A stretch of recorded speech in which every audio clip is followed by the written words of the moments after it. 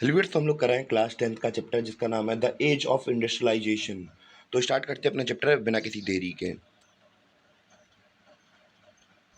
तो कहानी की शुरुआत होती है 1900 से, जब एक पॉपुलर म्यूज़िक पब्लिशर क्या जिनका नाम ईटी पॉल है, वो क्या करते हैं, एक डॉन ऑफ फॉल नाम की ये इमेज को जारी करवाते हैं जिसमें कि एक औरत खड़ी है जो कि कौन है, द एंजल ऑफ प्रोग्रेस है, जो कि खड़ी है किसके ऊपर, द व्हील्स विद विंग्स के साथ खड़ी हुई है। और जो विंग्स हैं हमें दिख रहे हैं यहाँ पे, वो सिंबलाइज करते हैं टाइम को कि हम आगे की तरफ जा रहे हैं। तो और जो पीछे आपको पिक्चर दिख रही हैं, railway, machine, flag off new century, camera, printing press, factory, तो ये सब क्या है, प्रोग्रेस है हमारी।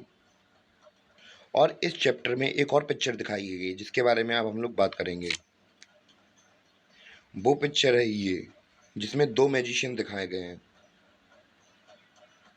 और इस वाली इमेज में आप लोग देख सकते हैं, जो ऊपर वाली साइड है इसमें अलादीन को दिखाया गया है और दूसरे वाले में मॉडर्न मैकेनिक को दिखाया गया है। जो जो अलादीन है वो रिप्रेजेंट करता है, तो वो अलादीन रिप्रेजेंट कर रहा है ईस्ट साइड को, यानी कि हम लोग बात करें एशियन कंट्रीज़ को, और पास्ट को रिप्रेजेंट कर रहा है, जिसमें कि ब्यूटीफुल पैलेस दिखाया जा रहा है, यानी कि वो अपनी जादुई लैंप से जैम को घिसता है और ब्यूटीफुल पैलेस बनाता है। और दूसरी तरफ हमें दिखाया जा रहा है वेस्टर्न और वेस्ट को दिखाया जा रहा है नीचे की तरफ, जो एक आदमी टूल लिए खड़ा है, मॉडर्न टूल के साथ खड़ा हुआ है।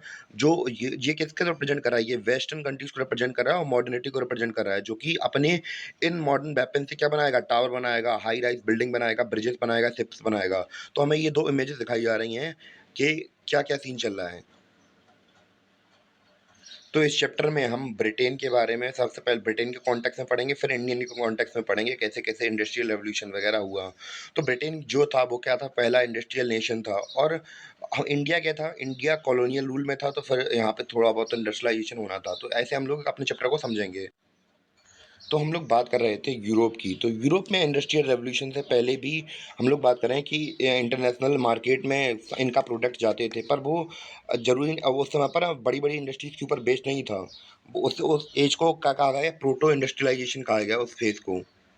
तो 17-18 सेंचुरी के अंदर हम लोग देखते थे कि जो रिच शहर के बड़े-बड़े मर्चेंट्स होते थे, वो कहाँ जाते थे? उनके यहाँ पे इंडस्ट्रीज़ तो थी नहीं उस समय पर। तो वो लोग क्या करते थे, गाँव में जाते, वहाँ के आर्टिज़ियन्स और पीजेंट से काम करवाते थे और इंटरनेशनल मार्केट के लिए गुड्स तैयार करवाते थे अपने पैसे देकर।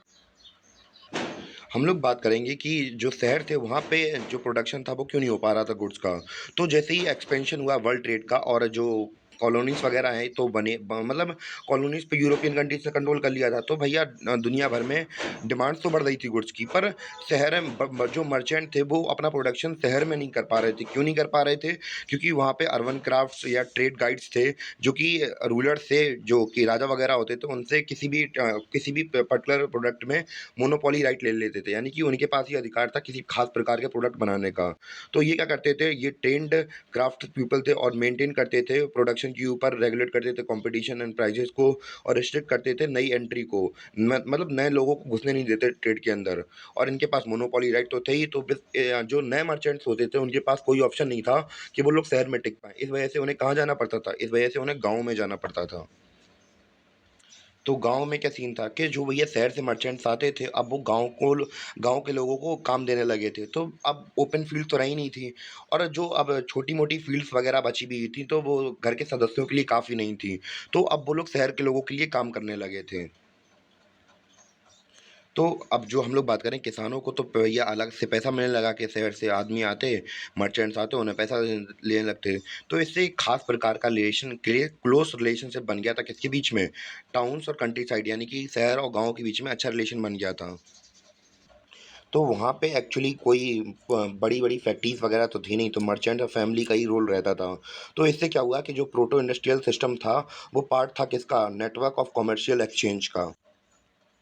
तो अब फैमिलीज़ के बाद हम लोग बात करेंगे किसके बारे में, अब आएँगी हमारे यहाँ पे फैक्ट्रीज़ का आना होगा, या कैसे-कैसे फैक्ट्रीज़ वगैरह आएँगी।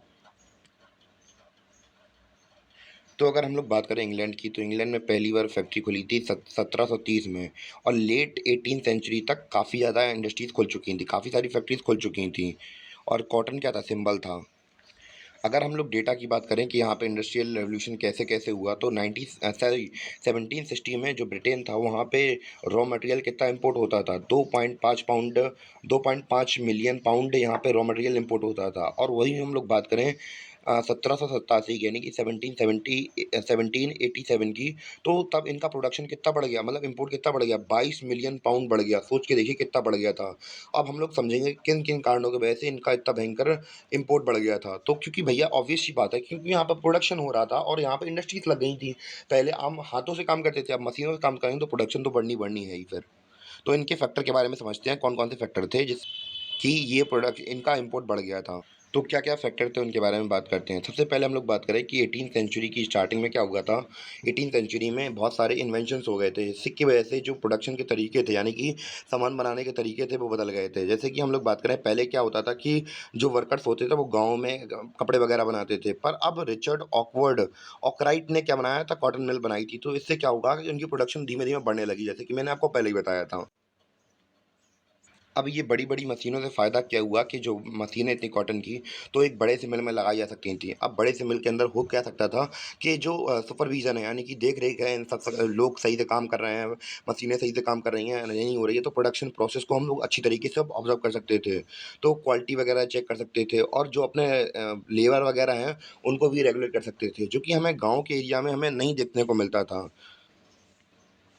अगर हम लोग बात करें अर्ली 19th सेंचुरी की, तो फैक्ट्रीज़ हम लोग बात करें वहाँ का एक इंग्लिश लैंडस्केप का पार्ट बन गई थी।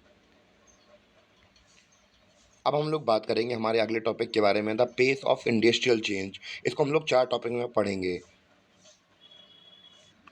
हम लोग बात करेंगे कि जो फ ये फेज़ था प कैसे-कैसे हुआ था। तो इंग्लैंड के अंदर सबसे पहले जो कॉटन थी, इसका एक्सपोर्ट बहुत ज़्यादा होता था और बाद में क्या हुआ कि 1873 के बाद वहाँ पे ब्रिटेन के अंदर एक्सपोर्ट होने लगा किसका, आयरन एंड स्टील का। और ये कॉटन इंडस्ट्री और मेटल इंडस्ट्री वहाँ की सबसे डायनामिक इंडस्ट्री थी।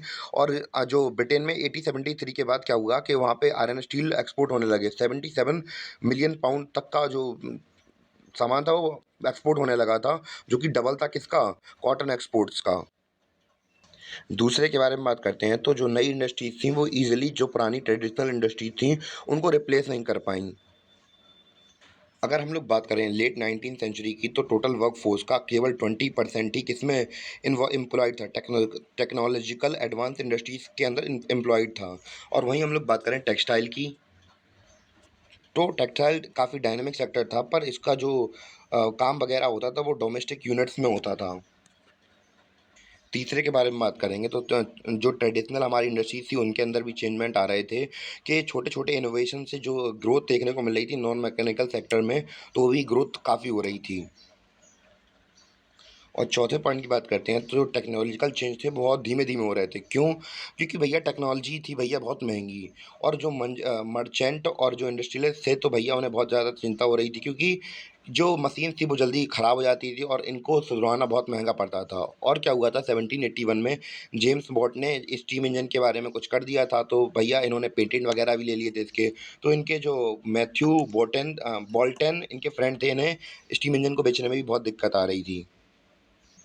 तो 19th सेंचुरी की स्टार्टिंग में क्या था कि 221 ही हमारे पास स्टीम इंजन थी, जिनमें से 80 कॉटन इंडस्ट्रीज़ में लगी थीं, 9 लगी थीं वूल इंडस्ट्री में और बाकी की लगी हुई थीं माइनिंग और आयरन वर्क में लगी हुई थीं। जो स्टीम इंजन थे, ये इंडस्ट्रीज़ के पास बहुत देर से पहुँचे, क्योंकि जो इंडस्ट्रियलिस्ट थे उन्होंने इन्हें बहुत धीमे-धीमे स्वीकार करना, मतलब बहुत स्लोली एक्सेप्ट किया है मतलब इस चेंज को, या फिर हम लोग बात करें स्टीम इंजन्स को। तो इसलिए इनके पास देर से पहुँची ये मशीनें। दूसरा topic, hand labour and steam engine. तो ब्रिटेन के अंदर हम लोग बात करें, लेबरों की कोई कमी नहीं थी। लोग गाँव से आते थे और शहर में भारी मात्रा में आते थे।